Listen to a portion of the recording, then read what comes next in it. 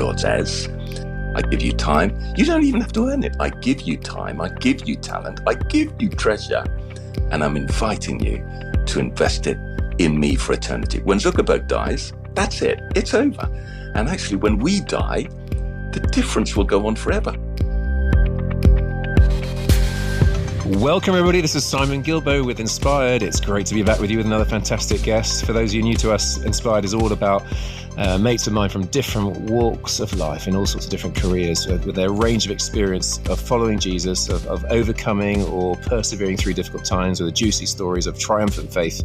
And this week I'm very excited to have with us Richard Garnett. Welcome, Richard. Welcome. So Richard and we go back, and I think it must be about 20 years. And I'd been speaking, I don't know what venue I'd been speaking at New Wine. And Richard, actually, I mean, you could retell us, or maybe you remember it differently, but I remember walking along and sort of having a sense that someone was behind me stalking me or something. And you sort of sidled up to me and said these sort of immortal words to me. It's this is how I remember it. You said, Simon, my name's Richard, and I just want to say you're quite a good speaker, but you're nowhere near as good as you could be, and I would love to make you better. Do you remember that? Yeah, forgive me. Many apologies. And what came out of that was that Richard, I mean, as part of the intro, which I haven't really said anything about you, was that you were an actor in the likes of Jeeves and Wooster and Tom's Midnight Gardens, the Young Indiana Jones Chronicles, and we'll get to all that and the honoured part of your story. But it was that you are now working in communications and or helping people communicate better. And you did this fantastic thing with Oak Hill, where you offered yourself to the student body to take people in groups of 6 to do a 3-week speaking communication workshop. The idea being that if someone's a real loser, then you take them to be less of a loser, and clearly no one's a loser, but or if someone's a mediocre preacher, you could help them ramp things up in the next 40 years of preaching to being actually a really good preacher. And if they're really good, you could even sharpen them. And so I was blessed to sit in with you for 3 days and get absolute jewels that I'm guessing you would charge city folks like the head of Deutsche Bank sort of 5-10 grand a day to benefit from. So that was how we met. That's 20 years ago. And I've seen you a few times since, but not loads actually. And I know your recent journey has been really, really difficult. So we'll come to that. Anyway, that's sort of intro. Richard, let's go way back. You know, tell us about your childhood. I gather, you know, teenage years, latter teenage years are really hard. What were the sort of highlights or lowlights there? I think, well, my parents were, my dad was in the Navy. And as a lot of service folk do, they kind of outsource their children's education to boarding school. So at the age of 8, I was sent to a boarding school. It was called, believe it or not, Dumpton. In Dorset, I can remember being caned 6 times for not changing my socks to go outside. Wear shorts all the year round. And I was, frankly, deeply, deeply miserable. And I remained deeply, deeply miserable into public school. And then at the age of 16, somebody mentioned confirmation class, and I was a bit fed up with being patronized. We used to go to church Christmas and Easter. Mm-hmm. That for me was old buildings, old songs, being forced to do something. And I went on a weekend, and there was a guy who was speaking from Isaiah 6. And my sole intention was to be able to receive communion and not have somebody pat me on the head when I was an adult. At Christmas time or Easter, and he talked about Isaiah 6, and he talked about it in the same way that my economics master talked about economics, as if there was some factual basis to this extraordinary story of a God who loved his world so much that he would come and redeem it by sending his son to live and to die and to rise again. I can remember coming back from that 2 or 3 days. We had a kind of weekend retreat when this guest speaker talked about Isaiah 6, and it was as if my whole world had changed. And when it came to the actual confirmation service, I gave my life to Christ, I think. And I can remember somebody saying to me, that's probably the most important decision you'll ever make in your life. And I remember thinking, well, not really. I haven't really decided my A-level choices yet. So, you know, there are priorities, but looking back, it absolutely was. And that was the point at which my life radically changed, I think, for the first time in my life. And you're talking about a small boy who had a miserable kind of first 16 years and felt, I guess, subconsciously rejected by his parents. I just felt loved. I felt deeply, deeply, deeply loved. I can remember I had a King James Bible, which I didn't really understand, but I underlined lots and lots and lots and lots of words in the New Testament in red. I've still got it. I kind of, it was as if God was writing me a letter, a personal letter. And when I prayed, it was as if he was there and it was real. And my prayer times would kind of go, 5, 10, 15, 20 minutes, half an hour, 40. So it was a radical transformation. And that was extraordinary. And had you sort of managed to disguise your misery, or was it clear that you were miserable at school, and were you suddenly this joyful chap and everyone was noticing it? Yeah, I think they did. I don't, you do disguise your misery, and that's maybe part of my, I would consider myself to be a deeply dysfunctional individual in all sorts of ways. I probably, people respond to boarding school in all sorts of different ways. I kind of buried my heart in concrete. So you put on a game face, which God in his mercy has used in terms of for good things, but actually I don't think it's particularly healthy. It certainly wasn't healthy for my marriage. It's probably the reason why I ended up being divorced. My kind of, I would say I was emotionally castrated, probably. Right. The nicest way of putting it. And so it was, yeah, for the first time in my life, I experienced a deep joy. Along with that, of course, comes deep hypocrisy, because I was the sort of young Christian who would go and tell their parents that they should be born again, while at the same time refusing to help with the washing up, refusing to help with the garden. And so it's taken a lifetime to try and bring character alongside everything else that God gives us. And were you already acting at school, presumably, seeing that was a gift? No, absolutely not. I loved cricket. I was a passionate cricketer, and I loved economics. So my objective when I left school, and those final 2 years were extraordinary when I look back on it. It was there was great teaching. Jackie Pullinger had just started working in Hong Kong. She popped in, laid hands on us all. So we all started speaking in tongues. Wow. So you can imagine conservative evangelical boys speaking in tongues. It was the most extraordinary mix. And we'd kind of have daily bread. There were about a number of us who became Christians at the same time. Every night we would meet, we would go through daily bread, we would scan the Bible to see how far we could go with girls. Some people referred to Song of Songs, said, listen, you can go pretty far. And other people going, can't even touch them. No. So these were the kind of the top theological questions that we had at the time.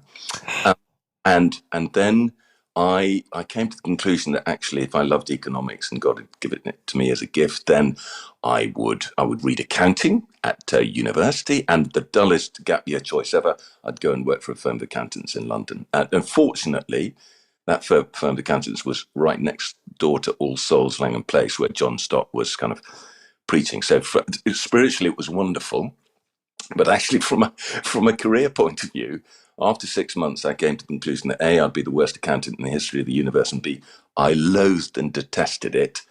And for the first time in my life, kind of the theory of being a Christian hit the reality of what you do with your life. And in Psalm 23, I think it's 32, verse 8, I think, where God says, I will lead you and guide you in the way in which you should go. And I can remember hanging on to that and going, well, I need guidance. And I'd read the Jesus' story about talents. And I thought, what talents do you have, Richard? And, I was okay at cricket, but not international standard. And I'd won a reading competition at school. That's all, pretty much. And I guess my logic was, well, knock on as many doors as possible and pray that one opens. So I applied to the BBC to read the news. They turned me down. I applied to universities to read drama. They turned me down. And I'd heard of one acting school, and I applied there. And miraculously, it was called RADA, and they offered me a place. And it was a miracle, because I think there were about 15 places, and there were 400 boys applying for them. So, and I really didn't have acting experience. So that was extraordinary. It was an extraordinary miracle. And I can remember going there and feeling, oh, I think I'm made for this. There weren't many Christian actors at the time, to be honest, and a number of people in my Christian community thought it was pretty satanic to go there in the first place, and you couldn't be a Christian actor. But I felt this huge.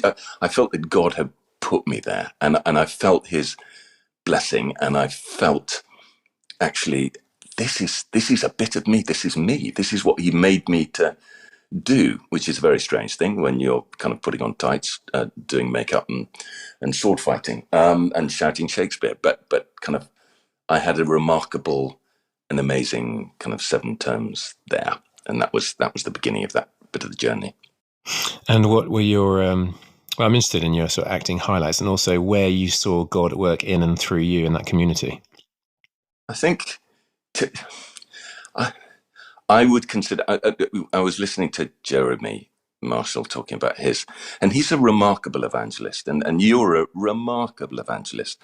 And I'm 62, and I would look at my life and go, I'm an appalling evangelist. I find it. I find conflict difficult to talk, so I find it difficult to talk about my faith, and that's changed over the years. I think I find it. We'll get to it. I find it much easier to talk about my faith in the context of having cancer than I do in the context of, listen, I'm believing something that's true, and what you're believing is wrong. I just find it a much easier conversation. At drama school, I kind of came to the conclusion pretty quickly that I wasn't going to be a great actor. If I tell you, in the term above me was Ken Branagh, and the term above him was Mark Rylance. There was an extraordinary. I mean, it was an extraordinary group of talented individuals, and I can remember at the end, kind of, because going through school is one thing, getting a job is quite another. And there was a play at the time called Another Country, which had Ken Branagh in, and then Daniel Day-Lewis and Colin Firth, and it was in the West End. It was a play about boarding school, and I auditioned and I got offered the job, and then the Actors Union said, "No, Richard, you can't go straight from drama school to the West End. No, we're not going to allow it." So it was it was like God opened a door and then closed the door, and so I ended up writing lots and lots and lots and lots of letters and getting turned down. And my 100th letter was to a writer called Alan Ayckbourn. And I wrote to him, and I was pretty down at the time. And I said, "Listen, I'm not a particularly good actor, but I'm a really good left-arm spin bowler and a cricket team." And he gave me a job, and that was kind of a door open. So this strange Christian experiences of God taking you down one avenue, which turns out to be not the right avenue, and you get on another avenue. And so that was the beginning of my professional experience, and I had a wonderful time there, and then went to the RSC and started kind of doing a lot of Shakespeare, which is probably, I spent most of my career doing old stuff, I think you'd call it. A quick mention of your cool role as Gussie in Jeeves and Wooster. Any highlight there? Yeah, that was remarkable and fantastic, and it's always there were 2 extraordinary individuals. Stephen Fry and Hugh Laurie were amazing, and at the time, well, before that came, I think, one of the most important times of my life. I'd been acting for let me take you back to 1987. I've been acting for 5 years pretty constantly, doing Shakespeare, the RSC in the West End. And we got married. I met my wife, Emma, and we got married, and I didn't get any work. And I'd never not worked. And I don't think my in-laws were particularly impressed. I ended up temping in the Royal Bank of Scotland in Islington, opening envelopes, making coffee for 17-year-olds as a 27-year-old. It was probably depression. I can remember going into the toilets and weeping many mornings and feeling that God had rescinded on His promise. He'd promised to guide me and care for me. And at the time, I had no evidence that was the case. And I can remember after, there was a book I'm sure you remember it, by Gordon MacDonald called Ordering Your Private World. Yeah.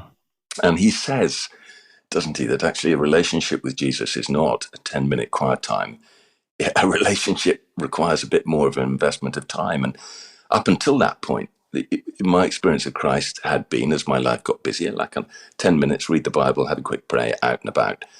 And I was so desperate that when I would get back on the bus from weeping in the toilet and opening envelopes, I would just escape to our spare bedroom with a cup of tea and spend an hour. And I'd read the Bible for 20 minutes and write my journal for 20 minutes and pray for 20 minutes. And And it transformed my spiritual life. I mean, I was weeping after 6 months. I said to God, because I was reading Gideon at the time, I said, well, I tell you what, I'm going to do the Gideon thing. If our first wedding anniversary comes around and I've not got any work, I will become a vicar.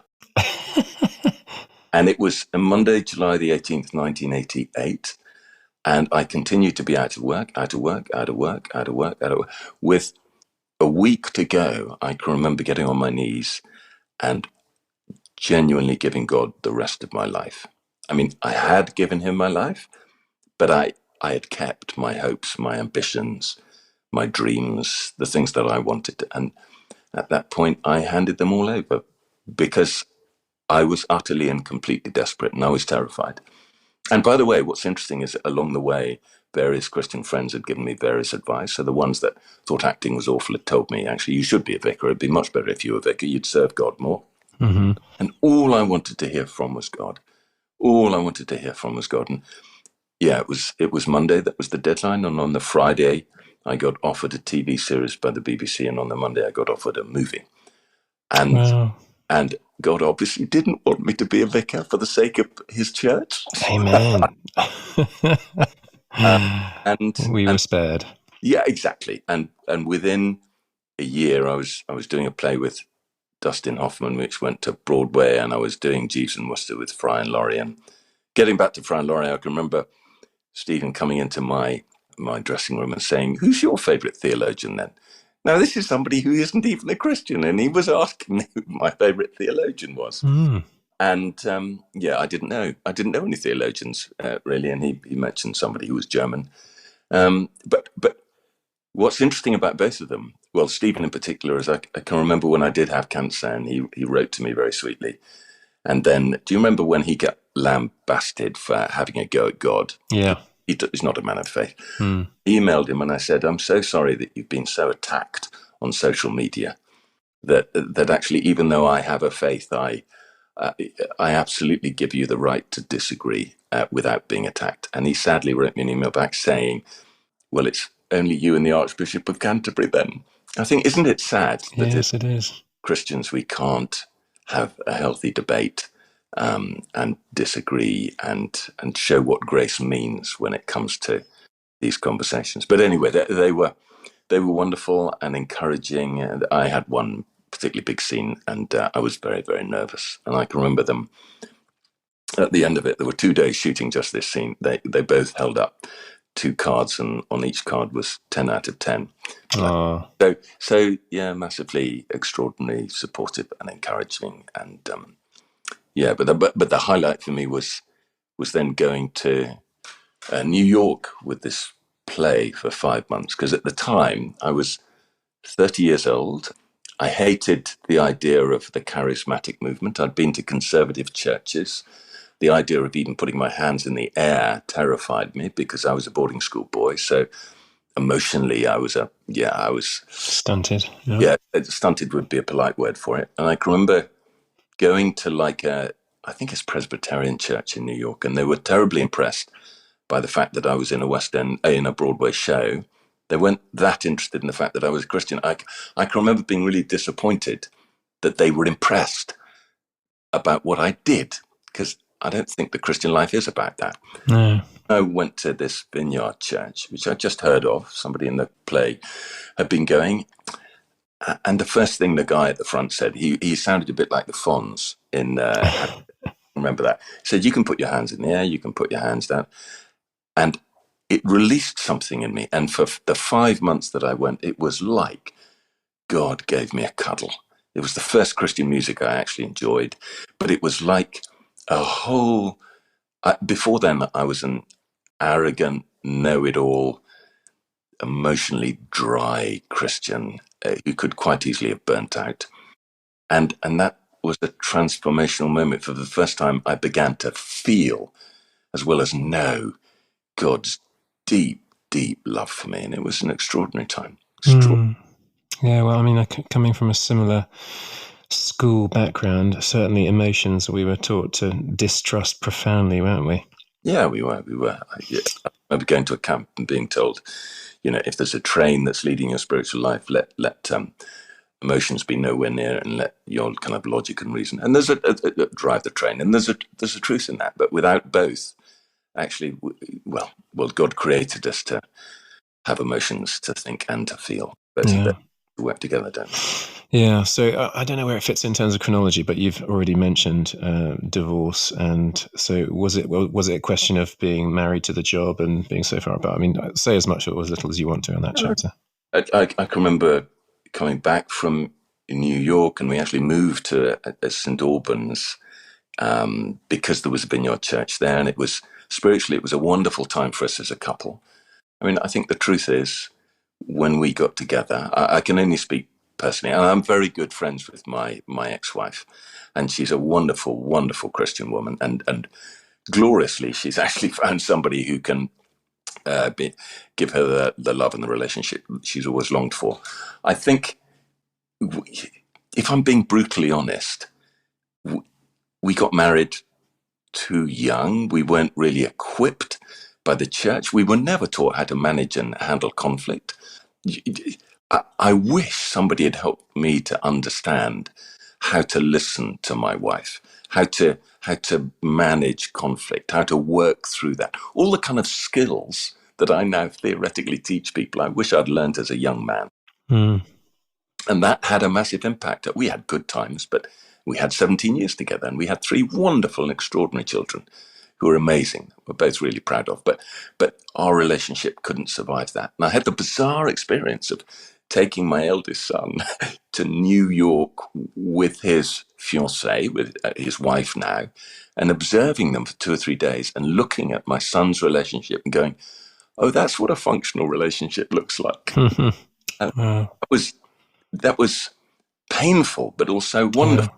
My second son's about to get married, and I look at both of them and go, that is what a functional relationship is. And for whatever reason, I couldn't do it. I think the boarding school thing had something to do with it. And I mean, the good thing was, when we decided to separate, and it was in about 2005, there were no other parties involved, and it felt like God poured a huge amount of grace onto the process. We actually went round the route of collaborative law. So we had 2 lawyers who both worked for the same firm, and they said,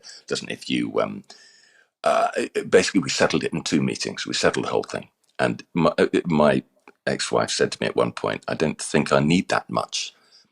So her grace and generosity kind of drove that process, and it was an extraordinary process. And have you felt a failure on that basis? You know, people who have got divorced often talk about that, don't they? That they're shunned or rejected. What's been your experience from the church body? We both went to the same church, and I've experienced nothing but love and grace. But even my spiritual dad is a guy called Andrew Corns, who has probably written the book on why Christians shouldn't divorce. And on the one hand, Andrew probably theologically disagrees with what I've done, but actually, on a personal note, he's been nothing but empathic and extraordinary. And I met a guy called David Inston Brewer, who's written about divorce from a different perspective. And I'm more persuaded by his arguments. But no, I felt love and grace, I think, which is the reason why I love my church in all sorts of ways. Have I felt a failure? Well, I say to my kids every day, I'm a hypocrite. The only question is to what degree. And I think I've come to the conclusion now that God works with what he can get, which in the case of each and every person in his kingdom is, shall we use the phrase, suboptimal? You know, we are all broken and flawed. And the miracle is that God can use the bits that reflect him to his glory, and he can put it all together in some extraordinary jigsaw. So I've felt very much that I am a very strangely shaped jigsaw piece in his jigsaw puzzle. Oh, that's well put. So at what stage did you feel a sort of tug or a pull, or would you even use the terminology of vocational calling out of acting into the corporate world? I read a book by a guy called Stephen Covey called The 7 Habits of Highly Effective People, which is an awful title, but it does contain some wonderful wisdom. And at the time, I was in Japan, leading Shakespeare company on a world tour, and I was away from home for 5 months. And our third child had just been born. And there's an exercise in the book where you imagine yourself at your own funeral, and you imagine what it is that you'd love people to say about you. And I came to the stark and horrible conclusion that I was not that interested in people saying what a great Hamlet he was. And I was really interested in my kids going, I can remember him. And actually, he was okay. And I said to God, well, there's a disconnect. I'm living out of a suitcase. I'm away from home. I don't see the kids. Even when I'm, let's say, in the West End, I'm kind of leaving for work when they get home from school. How can this be? And there's a phrase in the Bible, I can't remember where it is, a straight way to a settled place. And I was asking God for that. And bizarrely, this was the late 90s, he opened a door to coach people in the city. And I had no idea, but at the time, people in the world of finance were doing big presentations. They were pitching for work. In other words, they were kind of putting on shows and telling their story, except instead of getting rounds of applause, they got rewarded with millions of pounds if they did a good job and they needed help. And I suddenly, I entered this world, and I suddenly had this extraordinary and dawning reality that, oh, I'm made for this, that everything else was training. If I'm really honest with you, I mean, at times I was an okay actor, but I wasn't a great actor. I'd worked with great actors. I'd seen them at close hands. I'd watched them. I'd observed it. For me, it had always been a struggle. It was hard work. It didn't quite feel as if I was around pegging a round hole. Mm-hmm. And suddenly this work, I just was. It came easily. The whole world was kind of, it was developing, it was changing, it was shaping. I enjoyed doing new things, and that's been the last 20, 25 years, and I've been able to do it with an extraordinary bunch of Christians. And I'm sure you feel the same, Simon, when you're kind of feeling God's place doing what he created you to do. And for me, the privilege is doing it not just in a paid context, but being then able to do it in a charities context or with preachers, or it's God reflecting.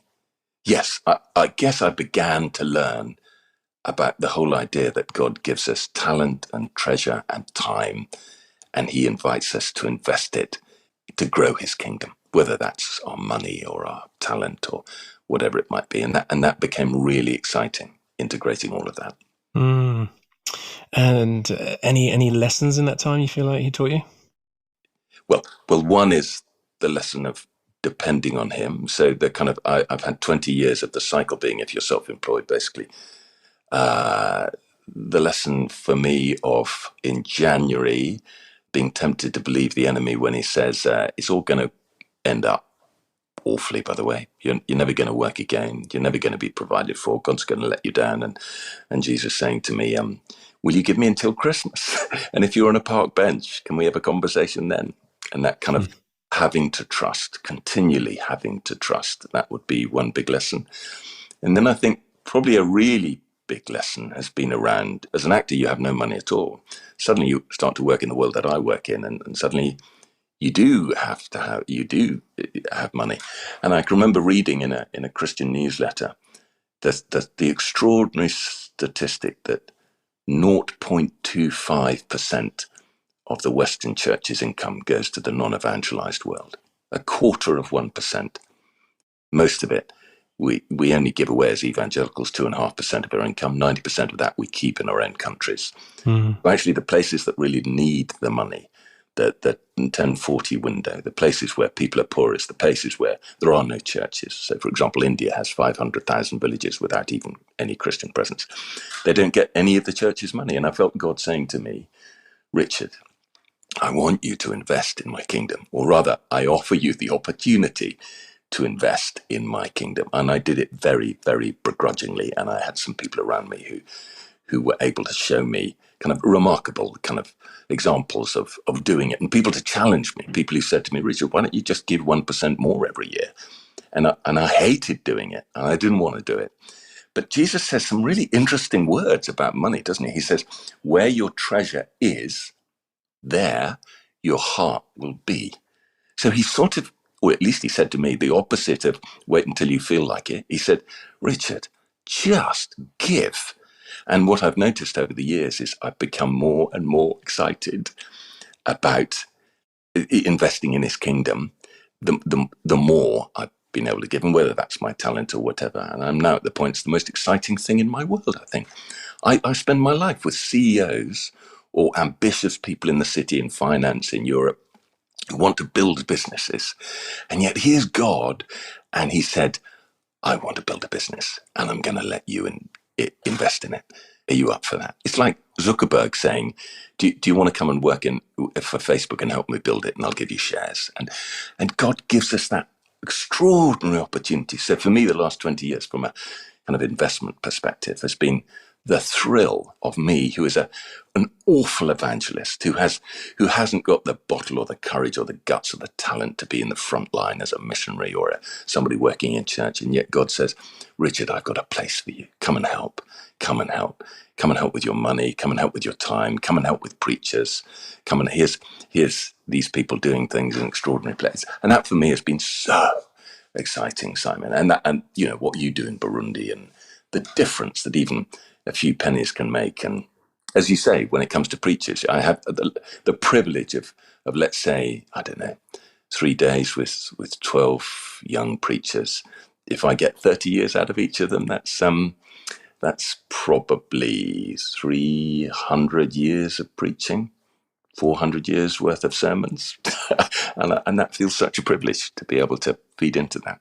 Yeah, so strategic. And I love how the Lord's worked in you on generosity. To me, generosity is right up there as the highest gift. I mean, God loved us so much. He was generous. He didn't tithe. Jesus didn't tithe his blood. He gave it all. He gave his own son. And yeah, my father was a great model to me of generosity. And I think it's beautifully attractive, isn't it? And you can see how so many people are held by their finances and not released. But we are blessed to be a blessing, to be conduits of his grace, not cul-de-sacs. And so thank you publicly you've done a lot of secret giving to us, but I'm really, really grateful for that. And yeah, in terms of giving your time to, I mean, that's been a massive part of what you've given, isn't it? Your time and your skills to teaching. How many students do you reckon you've taught over the years? Oh, I don't know. Maybe we do 80, 90 a year. Yeah. Or the last 14 years, which feels a real privilege. But two things, I think. One, I very much feel like that person that Jesus told the story about. He told the story about somebody who says yes to him and then doesn't do it, and the person who says no, no, no, no, no, and then eventually does it. I feel very much like that second one. Everything that Jesus asked me to do, I feel very reluctant, but doing it feels like, it doesn't feel like now, Simon, it doesn't feel like I'm giving anything. It feels like the most wonderful privilege. I often think, Warren Buffett is the best investor in the history of the last 50 years. Imagine if he was a young man and he came and knocked on your door and said, I'm starting a fund. If you want to give me 100 quid a month, are you in?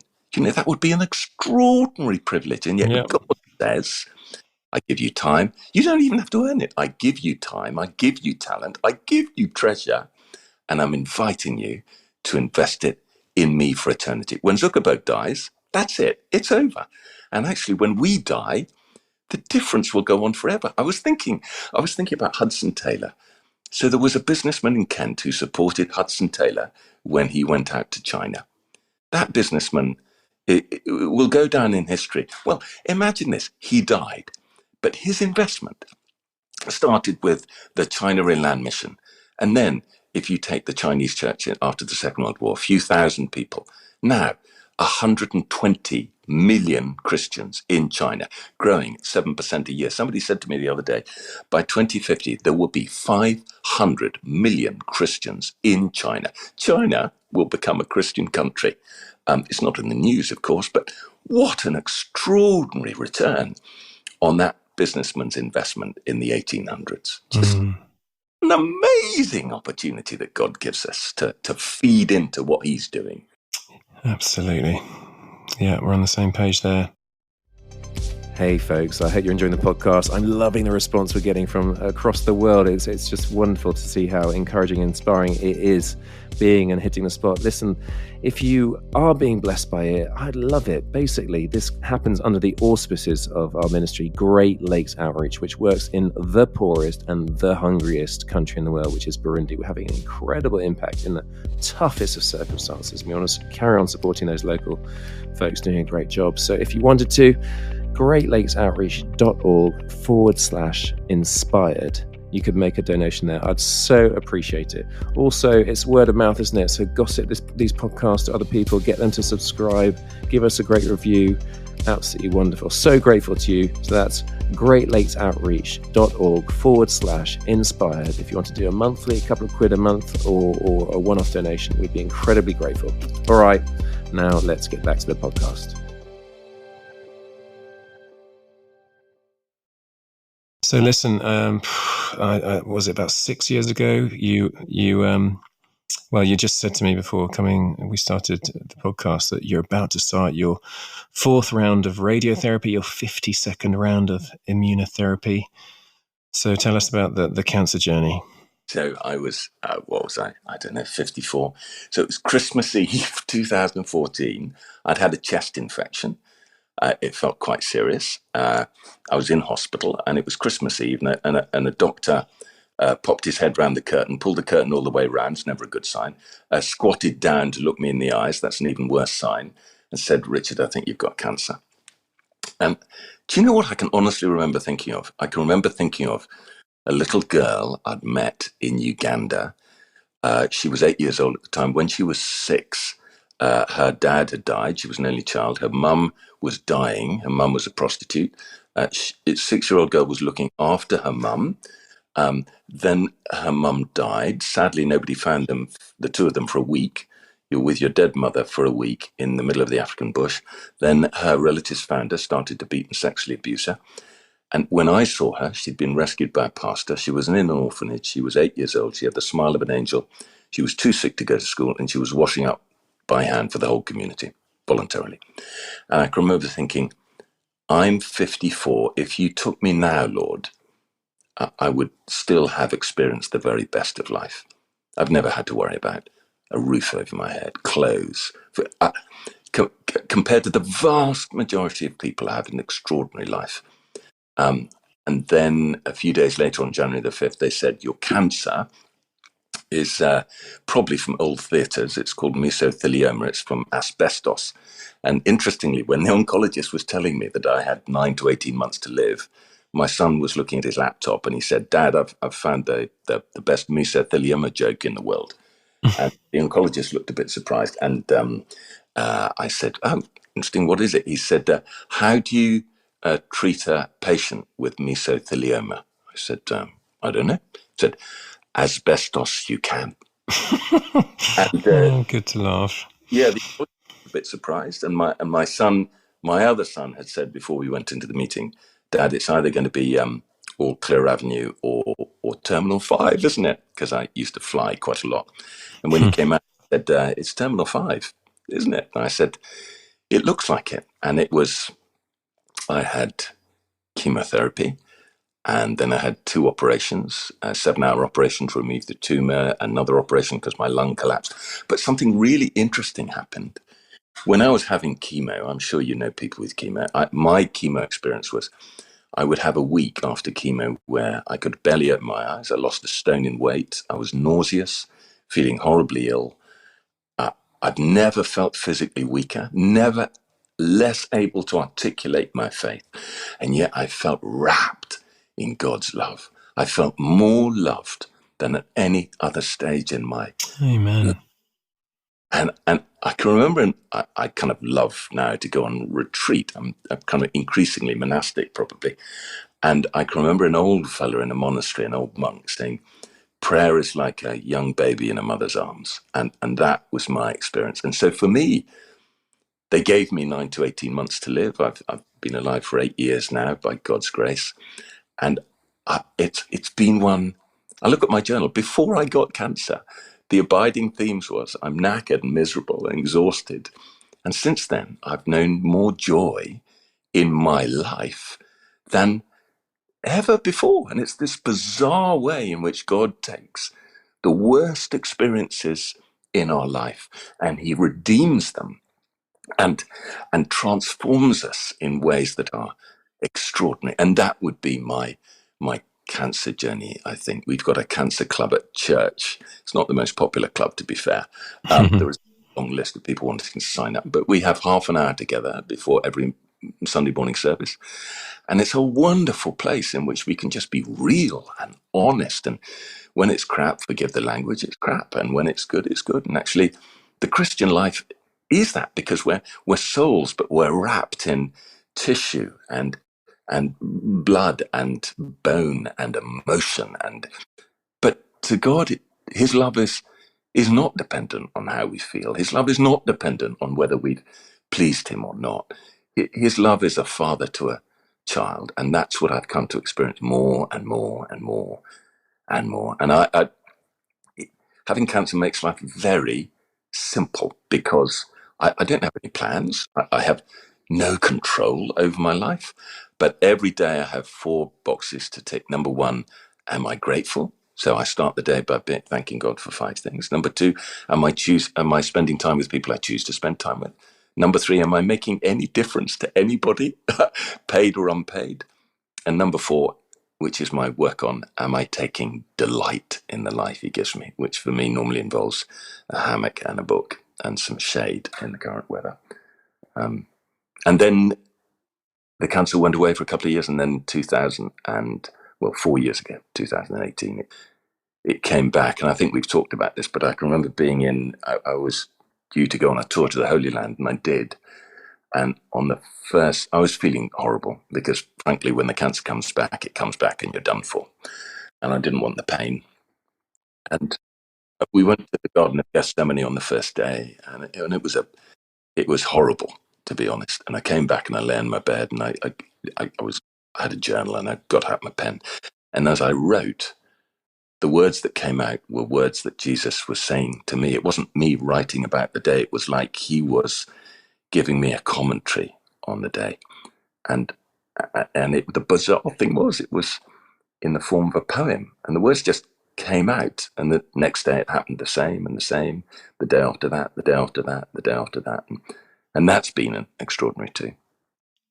And I've received, every once in a while you send me one of those poems through, and I think you've done dozens and dozens of them, almost like some of them downloads, aren't they? Have you got one with us now that you can share? This is the first one that he said to me.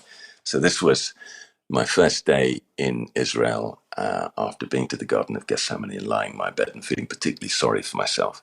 And I felt Jesus say this to me. He said, whatever you feel, whatever you do, wherever you go, I need you to know I am there.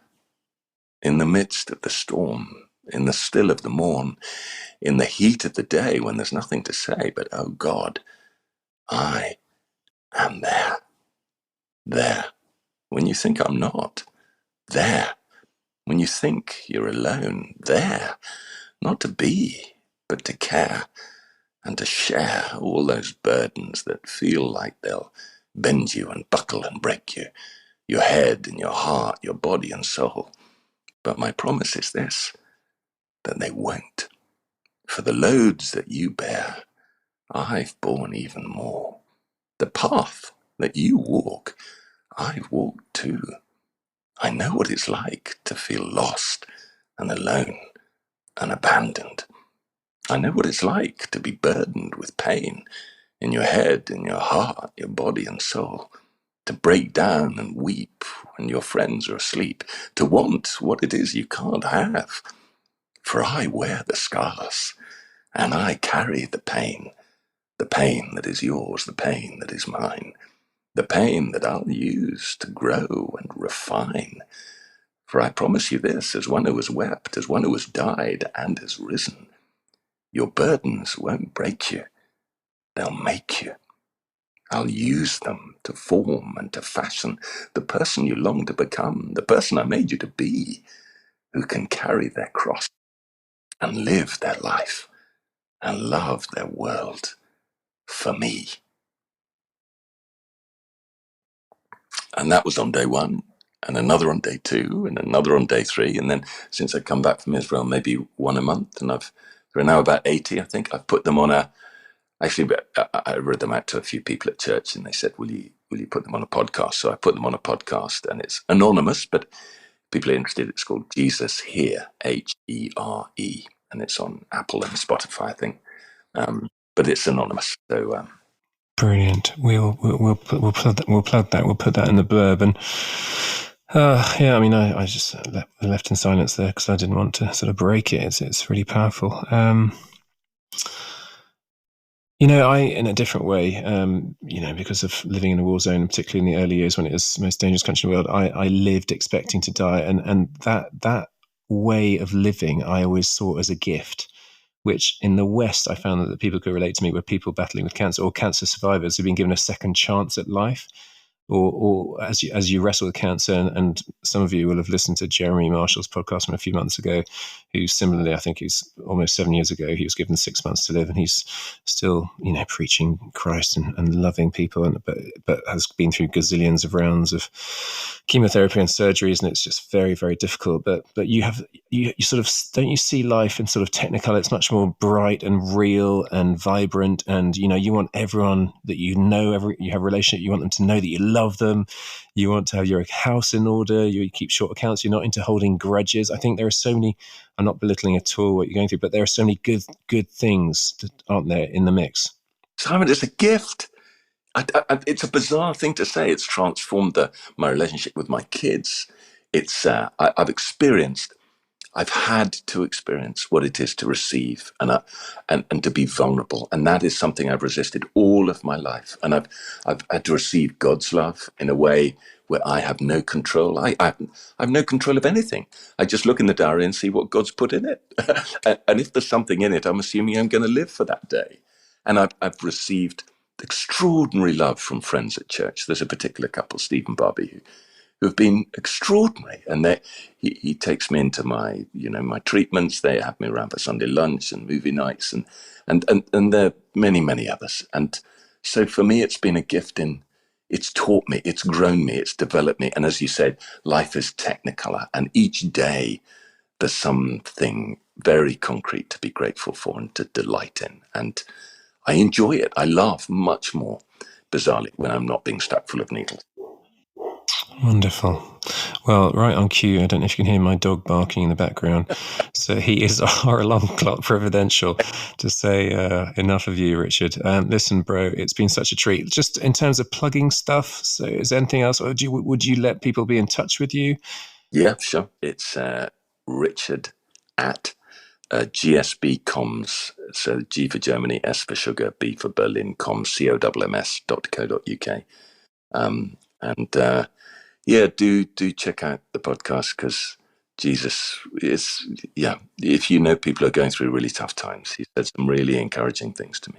Yeah, so it's Jesus Here on iTunes or Spotify, and HERE. And listen, I know this podcast will impact lots of people because so many of us have got multiple friends. I've been to 5 cancer funerals in the last 6 months, and it's just very real. But where, O death, is your victory? Where, O death, is your sting?